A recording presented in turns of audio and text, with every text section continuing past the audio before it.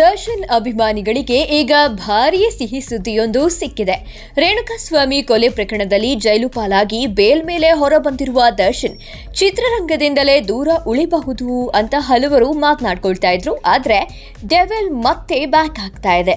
ದರ್ಶನ್ ಸದ್ಯದಲ್ಲೇ ಸಿನಿಮಾ ಅಖಾಡಕ್ಕೆ ಇಳಿಯಲಿದ್ದಾರೆ. ತಾವು ಅರ್ಧಕ್ಕೆ ಕೈಬಿಟ್ಟಿದ್ದ ದಿ ಡೆವಿಲ್ ಚಿತ್ರದ ಶೂಟಿಂಗ್ ನಲ್ಲಿ ಭಾಗವಹಿಸಲು ದರ್ಶನ್ ಮುಂದಾಗಿದ್ದಾರೆ ಎನ್ನಲಾಗಿದೆ. ಶ್ರೀ ಜಯಮಾತಾ ಕಂಬೈನ್ಸ್ ಲಾಂಛನದಲ್ಲಿ ಅದ್ದೂರಿಯಾಗಿ ಈ ಚಿತ್ರ ನಿರ್ಮಾಣವಾಗ್ತಾ ಇದೆ. ಈ ಚಿತ್ರದಲ್ಲಿ ಚಾಲೆಂಜಿಂಗ್ ಸ್ಟಾರ್ ದರ್ಶನ್ ನಾಯಕರಾಗಿ ನಟಿಸ್ತಾ ಇದ್ದಾರೆ. ಈಗಾಗಲೇ ಚಿತ್ರದ 2ನೇ ಹಂತದ ಚಿತ್ರೀಕರಣ ಬೆಂಗಳೂರಿನಲ್ಲಿ ಆರಂಭವಾಗಿದೆ. ದಿ ಡೆವಿಲ್ ಚಿತ್ರದ 2ನೇ ಹಂತದ ಚಿತ್ರೀಕರಣ ಬೆಂಗಳೂರಿನಲ್ಲಿ ಬಿರುಸಿನಿಂದ ಸಾಗಿದೆ. ಮುಂದಿನ ವಾರದಿಂದ ಚಿತ್ರೀಕರಣದಲ್ಲಿ ದರ್ಶನ್ ಅವರು ಭಾಗಿಯಾಗಲಿದ್ದಾರೆ.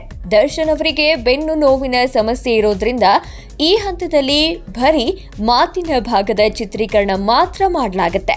ಸಾಹಸ ಸನ್ನಿವೇಶಗಳ ಚಿತ್ರೀಕರಣವಾಗಲಿ ಅಥವಾ ಬೇರೆ ಯಾವುದೇ ರಿಸ್ಕ್ ಇರುವ ಸನ್ನಿವೇಶಗಳ ಚಿತ್ರೀಕರಣ ಮಾಡುವುದಿಲ್ಲ ಎನ್ನಲಾಗಿದೆ. ಹೈದರಾಬಾದ್ ಹಾಗೂ ರಾಜಸ್ಥಾನದಲ್ಲಿ ಕೂಡ 2ನೇ ಹಂತದ ಚಿತ್ರೀಕರಣ ನಡೆಯಲಿದೆ. ಚಾಲೆಂಜಿಂಗ್ ಸ್ಟಾರ್ ದರ್ಶನ್ ಜೊತೆ ನಾಯಕಿ ರಚನಾ ರೈ, ತುಳಸಿ, ಅಚ್ಯುತ್ ಕುಮಾರ್, ಮಹೇಶ್ ಮಂಜ್ರೇಕರ್, ಶ್ರೀನಿವಾಸ್ ಪ್ರಭು, ಶೋಭರಾಜ್ ಸೇರಿದಂತೆ ಹಲವರು ನಟಿಸ್ತಾ ಇದ್ದಾರೆ.